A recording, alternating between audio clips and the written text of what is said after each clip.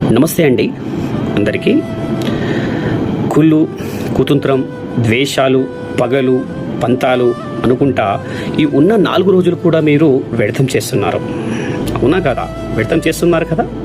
మరి ఇవన్నీ కడుపులో పెట్టుకొని మీరు చనిపోయారనుకోండి, ఆ దేవుడు కూడా మిమ్మల్ని క్షమించడు. జీవితాన్ని నాశనం చేసుకుంటున్నారు. మరి ఈ 10 రోజులైనా సరే 10 మందికి సేవ చేయాలనే గుణాన్ని ఎంచుకోండి. 10 మందికి సహాయం చేయాలని నేర్చుకోండి.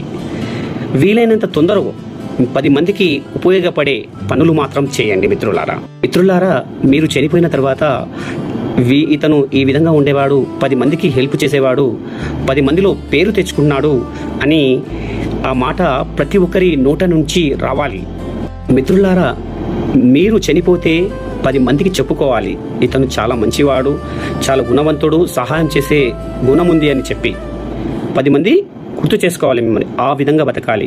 కానీ ఈ సమాజంలో మన బంధువులు కానీ, మన స్నేహితులు కానీ, మన కుటుంబ సభ్యుల్లో కానీ ప్రతి ఒక్కరూ పగలని, ద్వేషాలని, పంతాలని ఇవన్నీ పెట్టుకుంటారు. ఎందుకు పెట్టుకుంటారు ఇవన్నీ? ఏమి లాభం? అతను కష్టపడి ఎదిగాడు, కష్టపడే తత్వం ఉంది, అతను ఒక ఉన్నత స్థాయిలో వెళ్ళాడు, వాళ్ళకు కూడా ఉన్నత స్థాయిలకు ఎదగాలి, కష్టపడాలి, అతనిలాగా ఆదర్శంగా తీసుకోవాలి.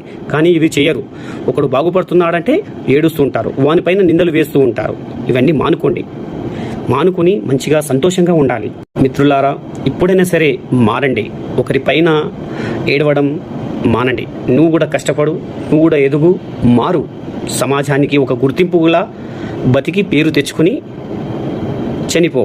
అంతే. చివరికి మట్టిలోనే పోయేది. నీ ఆస్తులు కూడా పెట్టినా, నువ్వు కార్లు కొన్నా, బండ్లు కొన్నా, నువ్వు బంగారం కొన్నా, నీ దగ్గర ఎంత కోటీశ్వరుడు ఉన్నా చివరికి మట్టిలోనే పోతావు.